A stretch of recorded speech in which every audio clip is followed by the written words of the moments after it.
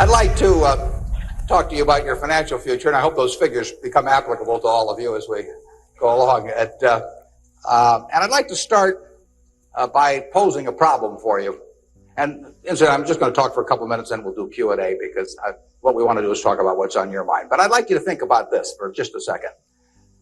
If, as we walked out of here today, I said I would like to buy 10% of your financial future, I was going to write you a check today, and from this day forth, you were going to give me 10% of everything you earned. How much would you want to charge me for that? I'm going to buy 1/10 of you. And I may take the low bid, incidentally, so be careful what you write down. Well, I think if you thought about that a little while, you can contemplate that for a few minutes. You know, you're going to get a check from me today, and you can do anything you want with the money, but from this day forth, you have to give me 10% of what you earn.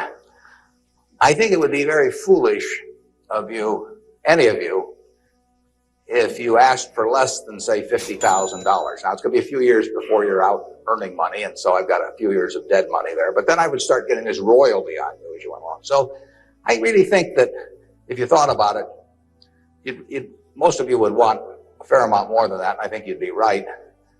Fortunately, I didn't make this deal with anybody when I started out, so nobody's got a 10% royalty on me. But I think that 50,000 would sort of be the absolute minimum.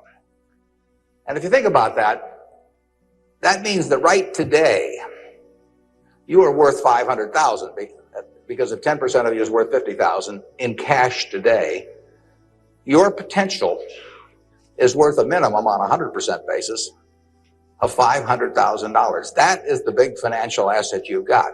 It's way more important what you do with that $500,000 asset that you own today than whether you decide to buy stocks or bonds, or whether you put your money in a mutual fund or pick your own stocks or anything of that sort.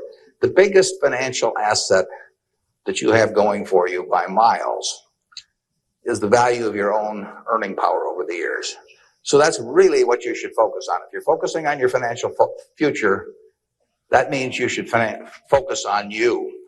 Because whether your 10% is worth 50,000 or 100,000 or 300,000, which would be 500,000 or 1 million or 3 million for all of you, whether it turns out to be one or the other is really dependent in a very large part on what you do in the next few years. All of you in this room have the brains to do extremely well in life. You've all got the energy to do extremely well in life. And then the question is, how do you apply it? If you've got a 200 horsepower motor, you get 200 horsepower out of it, you get your full potential, or do you get 100 horsepower or 50 horsepower? Now, there's two things that can hold you back in getting the full horsepower out of your engine, whatever it may be. All of you have big enough engines. And one of those is a lack of education. But that probably isn't going to happen to very many people in this room. If you did have a lack of education, if you didn't have a chance to get a decent education in life, it wouldn't make any difference what that potential was, because you'd never unlock it. But the second most important thing, and equally as important, is in terms of the habits that you develop, in terms of what you do with yourself. When we hire people, we look for three qualities. We look for integrity, we look for intelligence, and we look for energy. But if they don't have the first one, integrity, the other two will kill you. Because if you're hiring somebody without integrity, you really want them to be dumb and lazy, don't you? I mean, last thing in the world you want for them is to be smart and energetic. So smart and energetic only goes with integrity. You make your own decision on that. You can't change your IQ or how far you can throw a football or how high you can jump or the color of your hair very easily. But you can elect to have integrity that matches anybody else's. And if you match that with intelligence, which you have, and energy, which you have, you will get an extraordinary result, and you'd be very foolish to sell me 10% of yourself for 50,000. On the other hand, if you don't match it with that, your potential will, in a significant part, go unused. And I'll give you a little simple test to apply in terms of thinking about the kind of habits you want to develop, because you can have any habits you want to be. You can be lazy, you can be prompt, you can be late, you can be honest, you can cut corners. I mean, you have all these choices.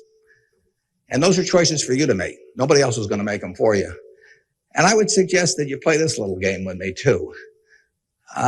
Think about the person you would most like to be in life.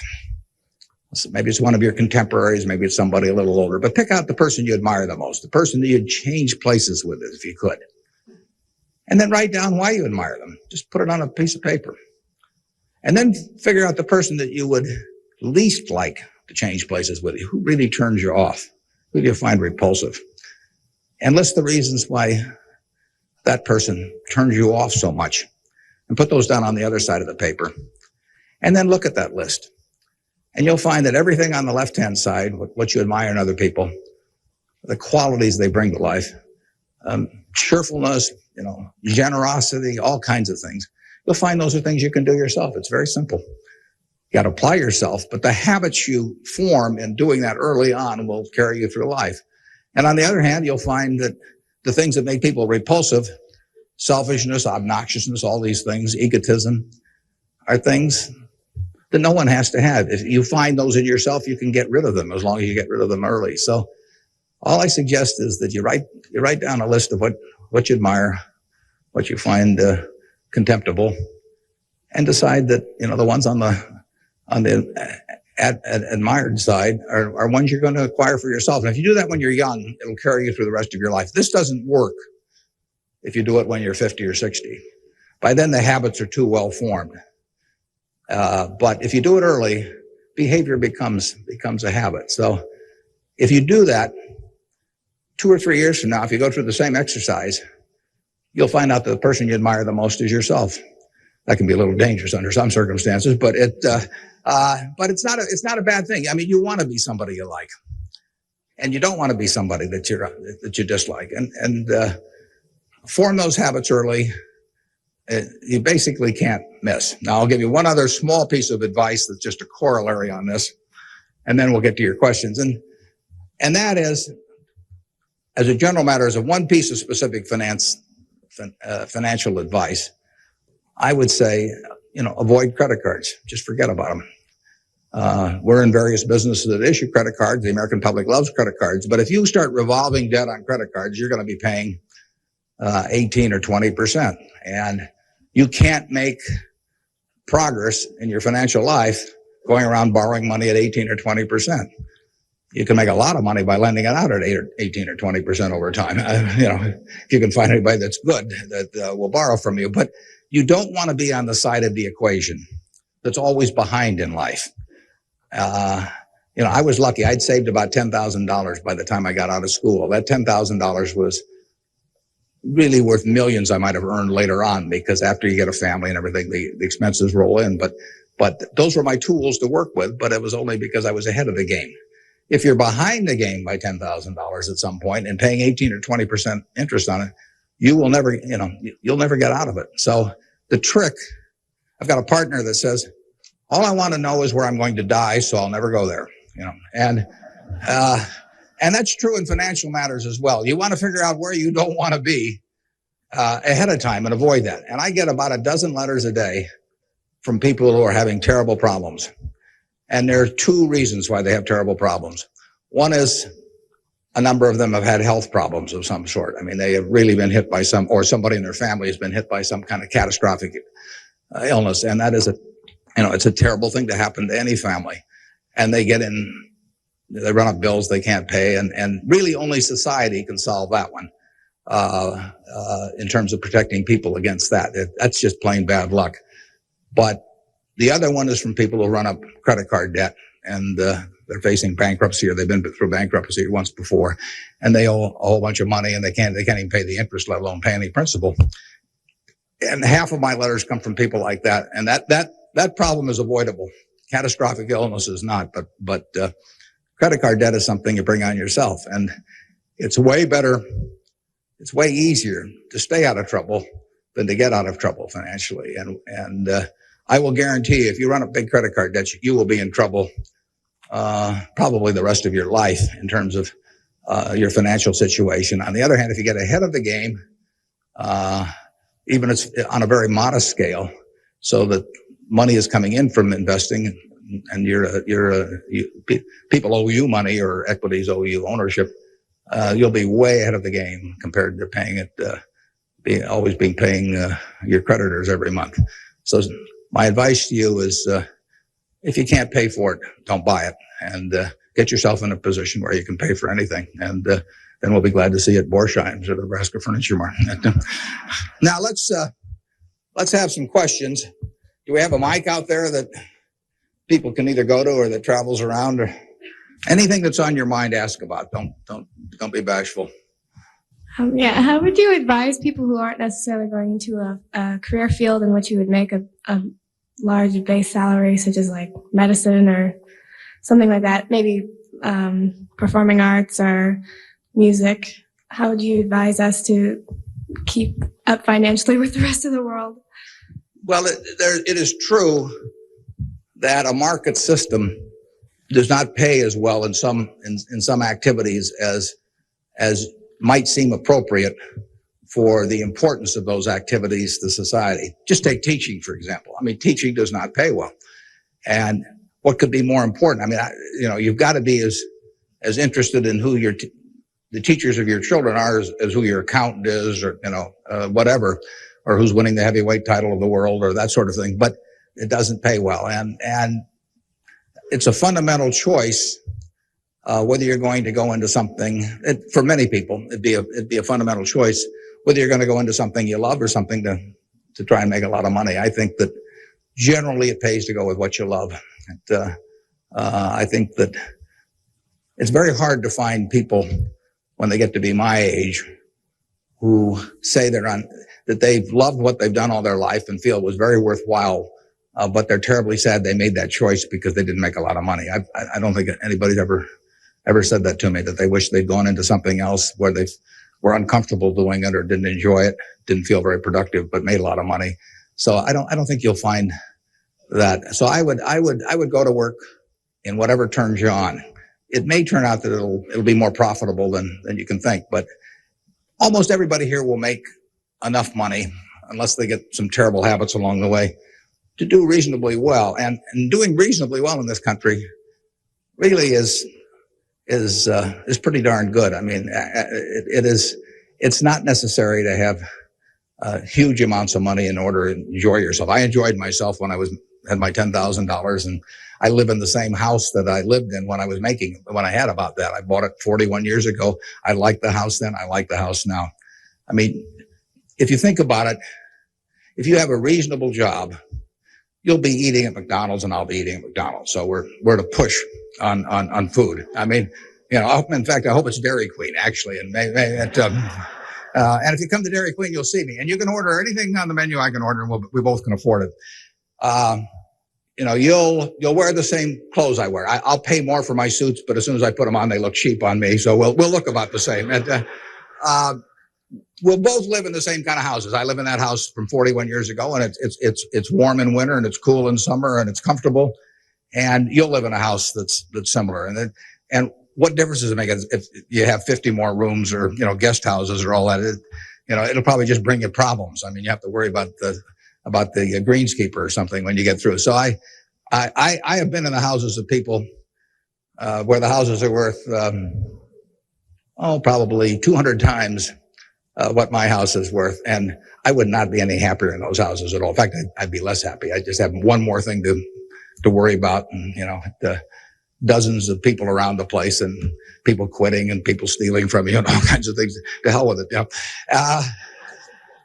We'll drive the same kind of car. In fact, you'll probably drive a better car. I drive a car that's about 8 years old. I don't know what it's worth now, but it gets me around fine. I mean, I'm perfectly happy. We'll watch the same television, We'll work on the same computer pretty much. The only difference will be how we travel long distances. I will fly in a plane that's more comfortable than flying Southwest Airlines or something, which I've got nothing against. But that's the one real big difference. And other than that, I do what I like every day. I hope you'll do what you like every day to do. And I work with nice people. I hope you work with nice people.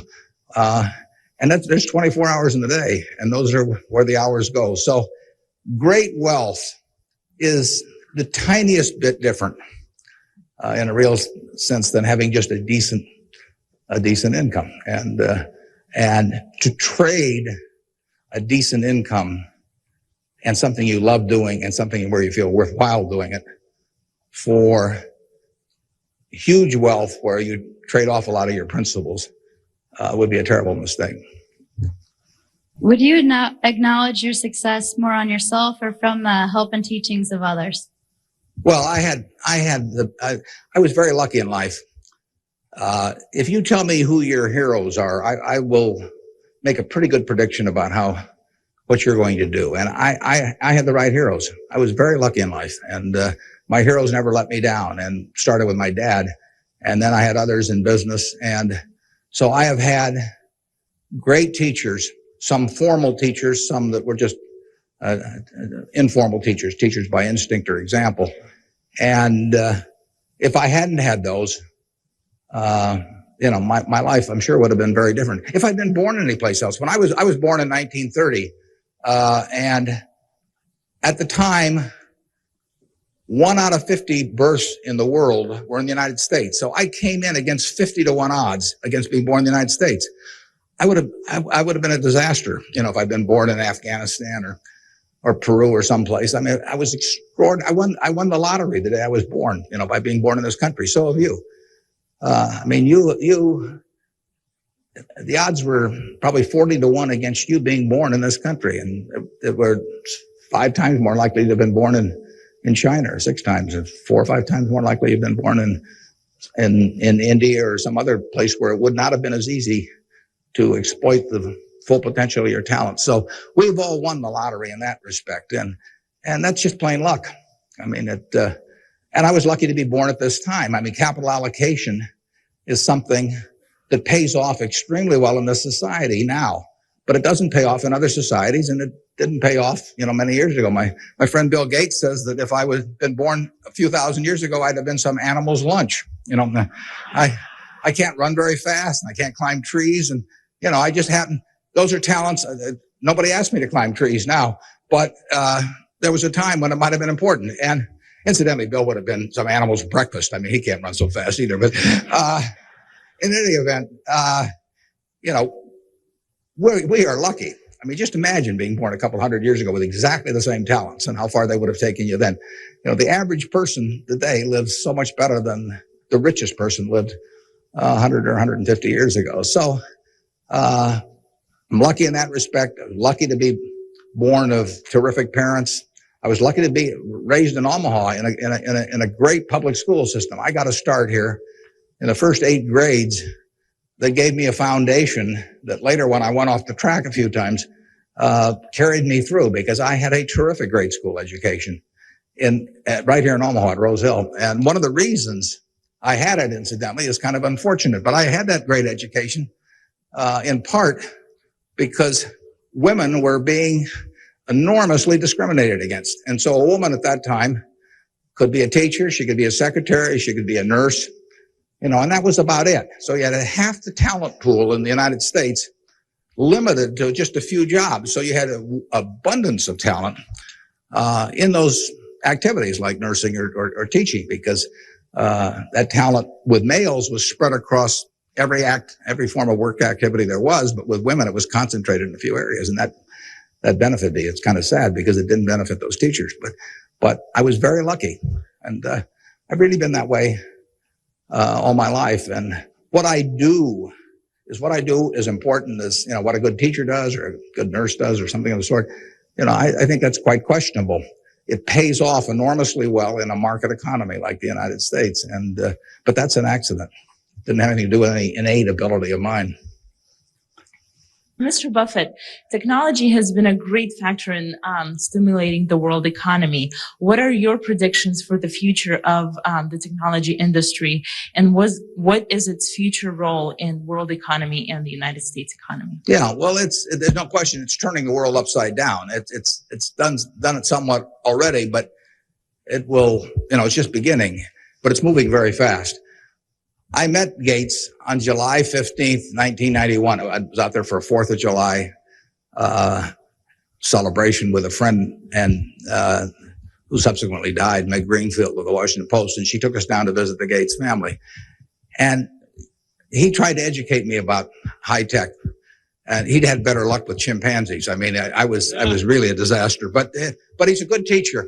But one thing he told me was that at the time, he said, you know, you've got this model in your head of the world, and your model has time and distance as very limiting factors. And he said, they aren't limiting factors anymore. He said, you know, the cost of talking to somebody around the world or getting your message in front of somebody or publishing it, he said, it's going to be zero, or so close to zero it doesn't make any difference. And, you know, that was revolutionary. But it's happening already in a very, very big way. And it's just, 8 years later, and it's exploding. So high tech, information technology, whatever you want to call it, is changing the world, and it's going to change it in a very, very big way. And it'll change. I mean, that's one of the things I think about in businesses we buy. We announced the purchase yesterday of a furniture retailer in Boston, in the Boston area. And, you know, I think to myself, what effect does this new world have in terms of the internet on furniture retailing? I mean, you have to think about questions like that.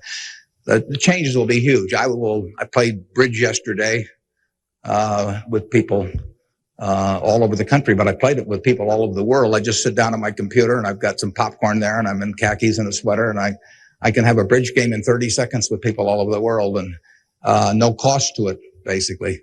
You know, that's a lot different than trying to arrange a game with 4 people in Omaha, you know, on a day when one guy wants to play golf, another wants to watch baseball. And I mean, it changes things in a huge way. We are very fortunate. I mean, it's in the degree to which the United States leads the world in this area. I mean, we have a lead. It's hard to think of who's in second place. And 15 or so years ago, this country had an inferiority complex. It'd be hard for you to remember because you weren't old enough to be around then. But in the early 80s, we were wondering whether the Germans and the Japanese were going to own everything, and that they were going to make all the steel and they were going to make all the cars and everything else, and the television sets, and we were going to flip hamburgers. That was the standard line. And just imagine in a short period like 15 years how that's changed around. In an important way, that's changed because of this information a revolution, where we, like I said, I don't know who you would name as being in second place in the world, but here's the most important industry in the world, and the United States has this incredible position, and we're moving all the time with that position. So I think that argues for a terrific future for the world over time, and I think it argues even more for a terrific future for this country. What are the best ways for youth to get started now in securing their financial future? For what, to secure their financial future? For youth. Youth? Oh, well, it's not very complicated. It goes back to getting full use out of your own talents first. I mean, the difference between whether you're going to be earning X or 2X or 3X a year 20 years from now is going to be a function of how well, not how much talent you have, but how well you use the talents you already have.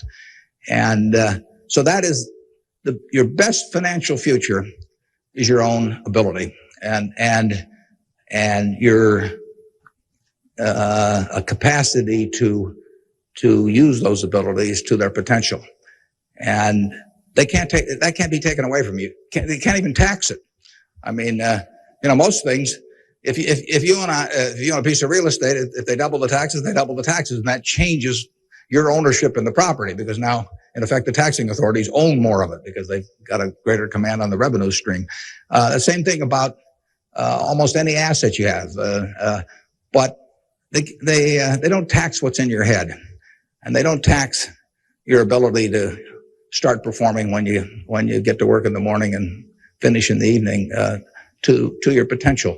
One of the things that amazes me is how people who really do perform well just sort of jump out at you once you're running a business. When I got out of school, I thought, everybody would behave that way, but they don't. Most people sort of go through life in a sleepwalk, and if you don't, you will stand out. So the biggest thing for your financial future is yourself. Now, beyond that, it is always being ahead of the game rather than getting behind the game. It's saving a little, no matter how you do it. I mean, I delivered papers, I worked at Penny's, I sold golf balls, I had a pinball machine around. I did a lot of things that enabled me to accumulate about $10,000 by the time I got out of school. 10,000 doesn't go as far now as it did then, but having anything so that you're ahead of the game and not getting behind the game is enormously important. I mean, just, if you're going to run a 100-yard dash against a bunch of people in life, if you can figure it out so that when the gun goes off, you're 10 or 15 yards ahead instead of 10 or 15 yards behind, it's going to make an enormous difference in how that race comes out. So, having some net resources doesn't make much difference whether they're in stocks or bonds, in my view, but, and not having debt when that gun goes off when you get out of school, is a huge plus over being behind the game. And, it may come from delivering a paper out in the morning. It may come from part-time work someplace, but put aside a few dollars for yourself, so that when the time comes and you enter the workforce, you're ahead of the game and not behind. And then once you get there, don't get behind by buying a whole lot of things that you figure you're going to pay for someday while you're paying 20% interest in between. I was wondering, with the increasing costs of education today, what can students do to deal with their debts once they're out of college? Well, that's a tough one. I mean, I guess I'd pay it off as fast as I could, and I would incur as little debt as possible before that time came. And I would say this, in my experience in business, there is very little difference, if any, between a very high-priced business education and what's available for a lot less money. So I went to the University of Nebraska at Lincoln my last year in college. I went to Wharton for a couple of years before that. I learned just as much at the University of Nebraska as I did at Wharton. And there's nothing against Wharton. I mean, it's just we had a very good school here. I had some terrific professors at Lincoln. And so I would not assume that if I was paying a few $1,000s for an education here in the state, for example, versus paying huge amounts elsewhere, that it was going to make a lot of difference. A lot of the education, you need to be prodded in the right direction, but an awful lot of it is self-taught. I mean, Andrew Carnegie did a wonderful thing in this country in terms of libraries, and I used to spend a lot of time at libraries. I even got locked in at the University of Omaha, what was then the University of Omaha, and I couldn't get out for hours. And one night I got so entranced with what I was reading, but there's all kinds of information available now with the internet. It's so much easier than it was then. So it's out there to be taken, and it isn't necessary to pay $30,000 or $35,000 a year to go to some big name school to get the education at all. I mean, if you're going to learn accounting, which is probably the most important course you'd take in business, if you're going to learn accounting, you can learn accounting absolutely as well, in my view, going to UNO as going to Harvard. I mean, I see, I'd bet on that. And I wouldn't run up huge bills in terms of getting a business education. Now, if you're going to get a medical education, I mean, there's certain professions where there may not be any way around spending a fair amount of money and getting in debt to some degree. You've got to make that decision yourself, but I'd certainly try to minimize it. And I would have it figured out how I would handle that debt in, say, a 5-year period after I got out of school, or I would think twice about incurring it. What advice would you have for a forming nonprofit organization? For forming a nonprofit organization? Well, I've always tried to avoid forming nonprofit organizations. Well, that would depend entirely on what I wanted to accomplish. I mean, it'd be one thing if it was a hospital. It could be another thing. There's so many types of it. So you've got to get people that are experienced and involved in an entity like that. And but it depends so much on the objective you're working at. I understand that you're very civically involved, and I was wondering how important of a quality you think that is for an individual in life and why. Yeah, well, I wouldn't say that I am that. I mean, I do certain civic things. I think your model as a citizen, for example, in Omaha would be Walter Scott. I mean, he is far more civically involved than I am, and Incidentally, his predecessor, Peter Kiewit, was too, but Walters carried it to new heights. So I don't want to take on any mantle for that myself. I do some things. One of the problems I have is I love what I do so much that it sort of takes over. I mean, I'm like a guy that likes to play a lot of golf or something, except I like the business I'm in. But I've got a family that participates very actively. Some of my children work on almost anything that comes along in the civic area. And, you know, in the end, people do what they want to do to quite a degree. And I think I've never talked to anybody that enjoyed working in civic activities that didn't feel where it was very worthwhile after they've done it. I mean, they've built something, and participating in building something is always a lot of fun. And actually, you can have a good time. We have this golf tournament, for example, in September, and we raise some money for civic things, but everybody has a good time. So nobody's paying any price by doing it. I'm having a good time. The people who come are having a good time. And we get to show them off to people. But you should be enjoying things as you go along. And you will if you work in civic activities that interest you. And you can do the same thing in politics. I mean, if you find political ideas or politicians who particularly you identify with, you can get a lot of self-satisfaction out of working, and you're doing something worthwhile. So I just follow your instincts on that. That'd be my recommendation. I have a question. What do you see as the biggest economic problem facing the youth of today going into the future?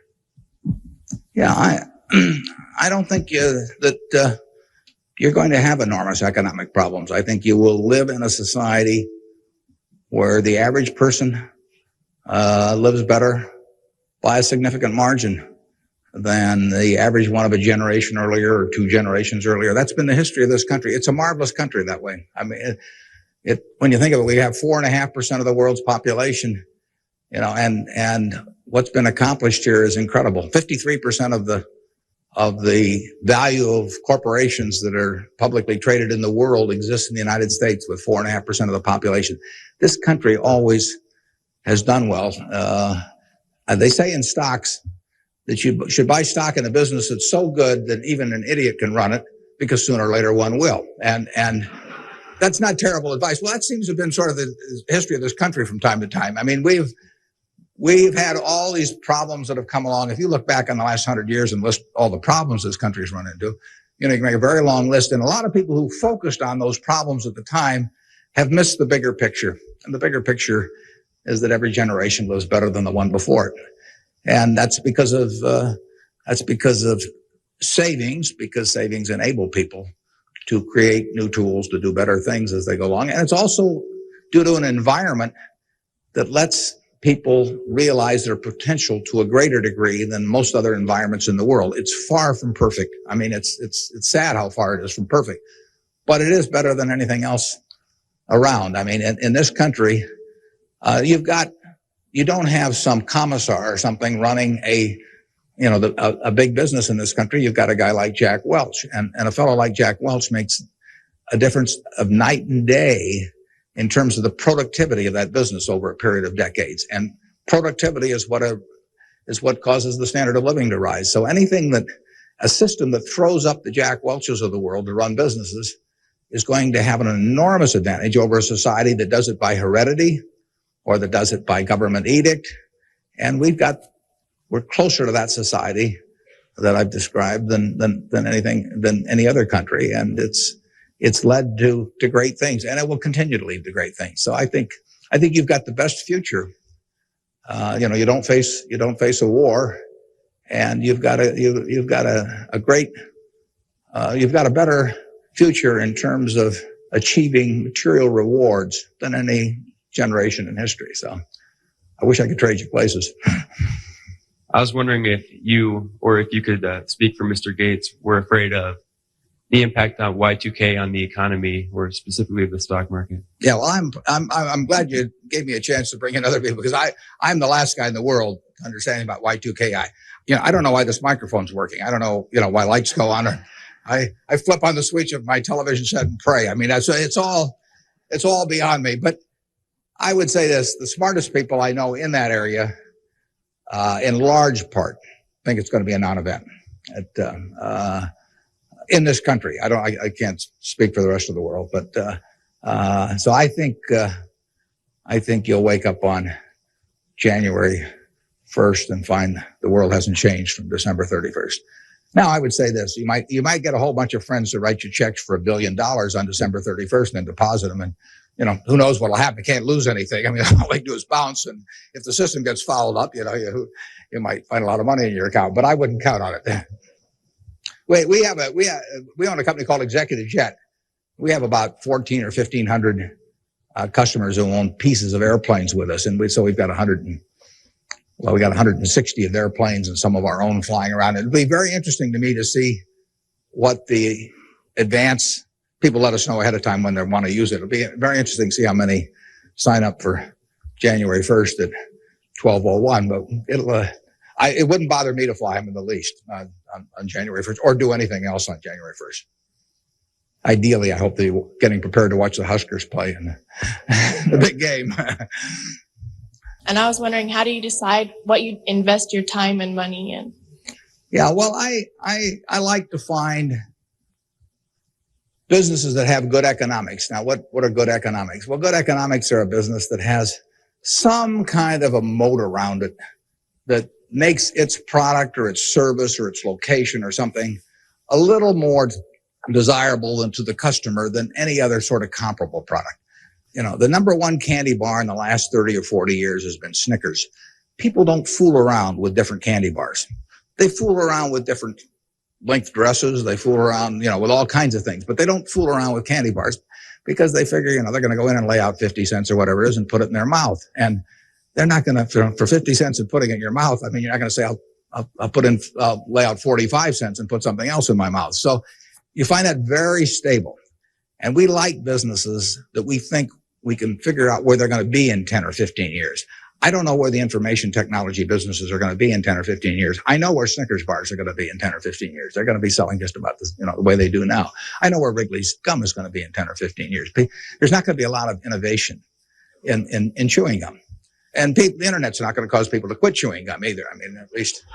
Gates may think so, but I don't think so. But it's predictability regarding the sustainability of a competitive advantage, something special about a product. So we look for those kind of products, and then we look for people that are running the business that are honest and able. It's easier to find people that are honest and able than it is to find businesses that are going to stay wonderful for a long period of time. There are a lot of businesses that looked like they were going to stay wonderful that really evaporated over time. But that's what we're looking for. And the nice thing about it is we don't have to find very many. If we find one a year, that's terrific. Because you don't need 100 or 1,000 great investment ideas to do well. You need a couple. And the discipline is the most important thing. We don't need brain power. We need discipline. You don't need 150 IQ to do what I do. Thank God. You don't need 140. You don't need 135. You may need 115 or something like that. But you do need discipline. You have to wait until you see the fat pitch to swing at. Because investing is a no called strike game. If I were a baseball player and I only like pitches 2 inches above my navel, some guy could learn that and he could pitch me, 3 or 4 inches below that, and I get called out on strikes because I never find a pitch I like. You can get called out on strikes in baseball. You have to swing at pitches that you don't even necessarily like, particularly after the count gets to 2 strikes. In business, you don't have to swing at anything. You can sit there and the paper says General Motors at 68, or it says General Electric at 115, or it says General Dynamics at 63. And if you don't like those prices, you don't have to swing. You can wait there day after day after day after day, and there are no called strikes. Now, when you swing, when you decide to buy something, then, if you swing and miss, it's a strike. But it's a marvelous game to be in because there are no called strikes, and you can simply wait for that one time in a month or 6 months or a year or 2 or 3 years when you really know what you're doing, where you like the price, where you like the people running the business, and then you swing, and you only need a few swings in your lifetime. So that's the way we try to pick businesses. We try to stay with things we understand. There can be all kinds of wonderful investment opportunities out there that I don't understand. I don't know what cocoa beans are going to do next year. You know, maybe you know, but I don't know. I don't know what crude oil is going to sell for. But I don't have to know. I just have to know the things. I have to know what I know. I have to know where the limits of my understanding are, what I call what my circle of competence is. And if I'm only able to evaluate 5% of the businesses in the world, no problem. I just stay within that 5% and try and find something.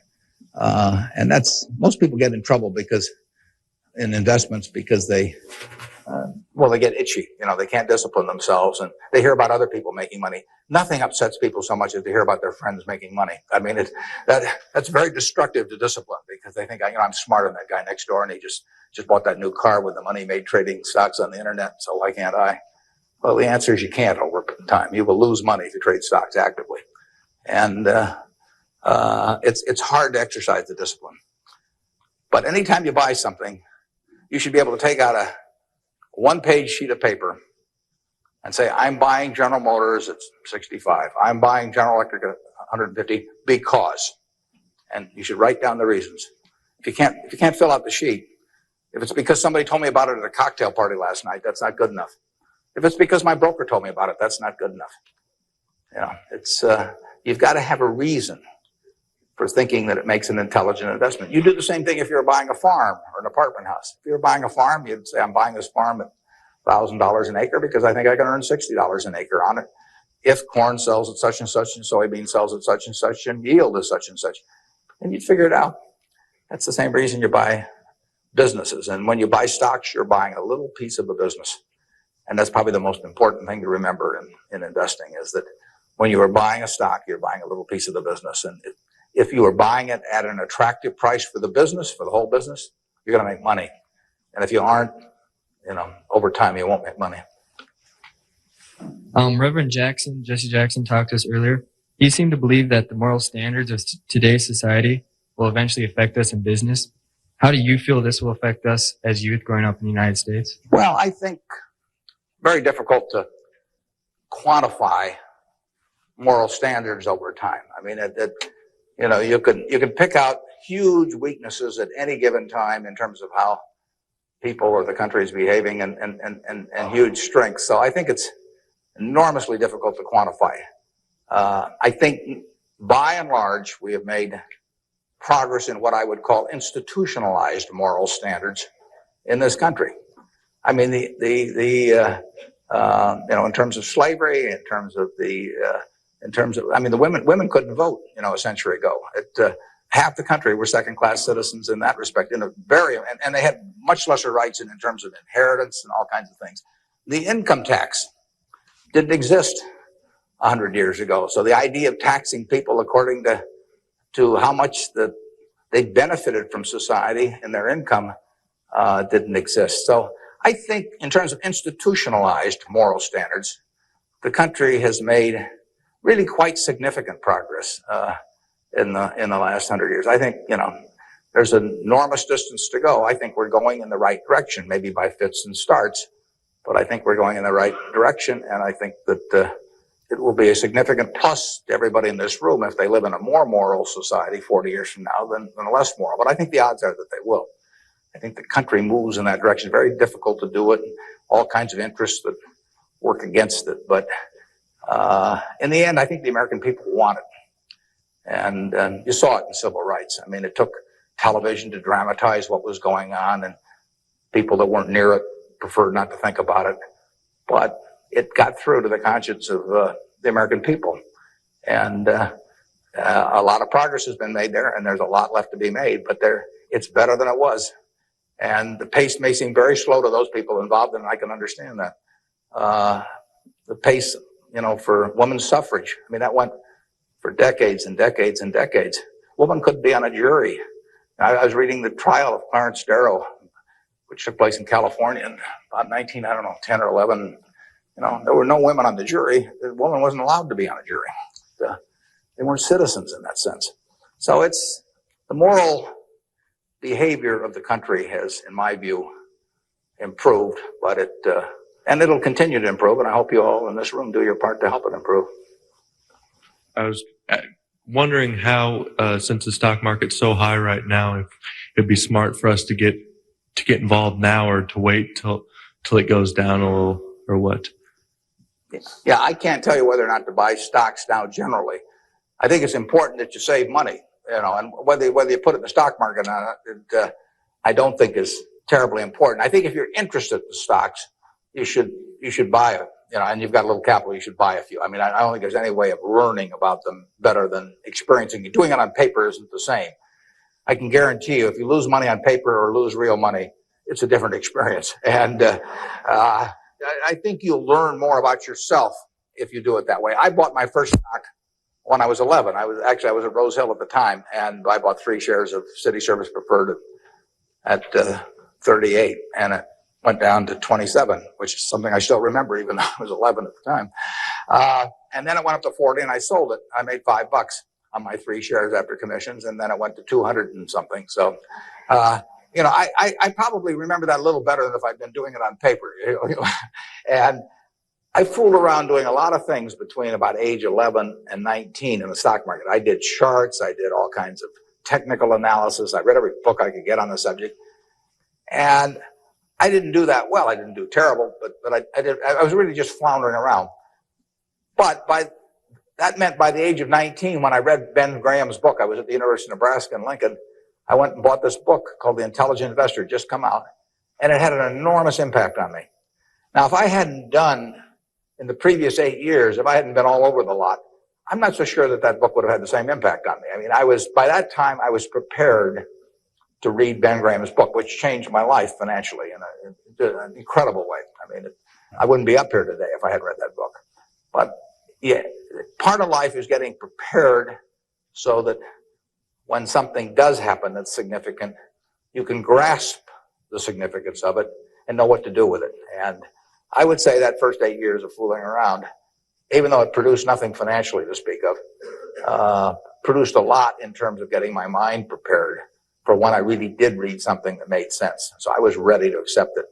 And I actually went back and went to Columbia to study under Graham, and because of reading that book, and all kinds of things flowed out of it. So I would encourage you, if you're interested in the field, to do a few things. I'd still try and make it as intelligent as possible. I would try to stick with businesses I thought I understood. I'd still get out that sheet of paper and I'd write, I'm doing this because, and just test my reasoning. And then I go back and read it a year later and see whether what you thought would be true turned out to be true. So I would always check myself. I believe in grading myself on everything. Doctors have postmortems, and they do it because they learn from postmortems. In business, people don't like to do postmortems, building plants or buying companies, and they never want it 2 years later to run a check on how that decision turned out, because it can be unpleasant. But you learn from postmortems, and you don't want to learn. It's way better to learn from other people's mistakes than your own, but you got to learn from a few of your own too. And the time to do it is when you're young. My question is, to what extent do you feel that the government, with the current policies of welfare and Social Security, is it financially competent and fiscally prepared for the future? Well, I think that the country as a whole is quite well prepared for the future. That doesn't mean I would adopt every policy they have, but I think we have an enormously rich society, and it'll get richer. Everyone isn't going to participate in that. Some won't participate because of physical disabilities, others because of mental disabilities, others because of shortcomings in the education they received when they were growing up, all kinds of reasons. We have a prosperous enough society to be able to take care of those people, and we should take care of them. And how we do it so that they feel most useful in life, and how we do it so that we continue to encourage people to be more productive themselves and all that. I mean, those are not easy questions, but that shouldn't take our eye off the ball of feeling we should do something about it. I pose this problem sometimes to people. I say, let's assume that it's 24 hours before you're born. And all of you can take this test, 24 hours before you're born. And a genie comes to you. And the genie says, what was your name again out there? Whatever. We'll call you Joe. And the genie says, Joe, you look pretty promising to me. I think you've got kind of a sense of fair play, and and a good mind. And so I'm going to let you have an extraordinary opportunity. I'm going to let you design the world into which you're going to be born in 24 hours. It's yours. You pick out the political rules. You pick out the economic rules. You pick out the social rules. You design the world. And when you're born in 24 hours, you're going to be born into that world. And that's the world that's going to exist for your lifetime, for your children's lifetime, for your grandchildren's lifetime. And you, having heard of some of these genie jokes in the past, would say, what's the catch? The genie says, well, it's a very slight catch. I said, when you're born in 24 hours, you're going to emerge in this world you designed. But what you don't know is whether you're going to be born black or white, male or female, rich or poor, bright or retarded, able-bodied or infirm, in the United States or Afghanistan. All you know is that you're going to reach into this barrel, which now has 6 billion balls, as we know, representing one person, every person in the world. And you're going to participate in what I call the ovarian lottery. You're going to take one ball out of that barrel, and you're never going to get another ball. That's you. You're going to get one ball, and now you're going to emerge. Now, what kind of rules do you want to have for that society, not knowing which ball you're going to get? Now, that I put to you is the way I think people should think about social policy. And if you're lucky enough to be born in this country, you've won the lottery already. But we should have a system, in my view, that encourages the Jack Welches and the Bill Gateses and all of that to work far beyond the time when it has any economic significance to them. We want people commanding those resources who are extremely able at commanding them. That's how the standard of living moves forward. So we should want Tom Osborne coaching in Nebraska. We should want Bill Gates designing software, and we don't want to mix up those two. We don't want to get Bill coaching in Nebraska. So you want a system that gets people to their potential and puts them in the position where they can do the most good for society. But you also want a system for the people who get the wrong ball. I mean, somebody's going to get the ball, that says 80 IQ. Somebody's going to get the ball that says this disease or that disease early in life that cripples them. And we've got a rich enough society that we can take care of those people. And I think that, to get back to your question, I think that this society will move more and more in that direction. It has the capability of moving more and more in that direction as our resources and our output increases. And I think that it has the will to do that in a general way, although, like I say, there have always been lots of fits and starts. So there is no shortage in the United States of resources. There's no shortage of output. You have to have a system that encourages people to behave to the limit of their abilities and puts them in the right place. But then you have to make sure that everybody gets taken care of, too. And I wanted to know, how do you think the media affects the world economically today? Well, it's a small question. Well, what it obviously does, simply because it's moved so far technologically, is it's brought it together in a big way. I mean, I was over in China a few years ago, and I was right after the time of the women's conference in Beijing, and I was reading the Chinese coverage of that conference, and of course it had nothing to do with what was taking place, but the internet was coming in, and you can access the Washington Post or the New York Times or anything. I get the Washington Post at 9:30 here at night. In effect, I never could get it the next day through physical delivery, but by electronic delivery, I can read it. Probably earlier than most of the people in Washington are reading it. So the ability to communicate and the degree to which the world can have awareness of what's going on every place in the world is just, it's been a quantum leap. And, that will have, there are a lot of things that come out of that. And, net, they're a plus over time. But the ability of information to be available to everyone worldwide almost instantaneously, it can be huge advances in things like medicine, for example, just to pick one.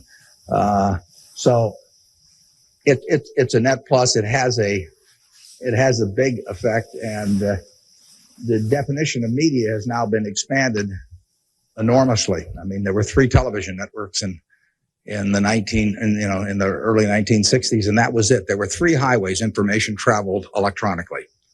And if the 3 pieces of information were I Love Lucy, and something else and something else, those were the 3 choices of information or entertainment that you had for tens and tens of millions of people sitting there looking at a tube.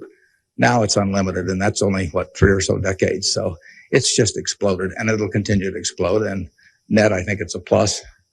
And I think it's 1:00. I want to thank you all. I wish you well. You're going to do terrific. Thanks.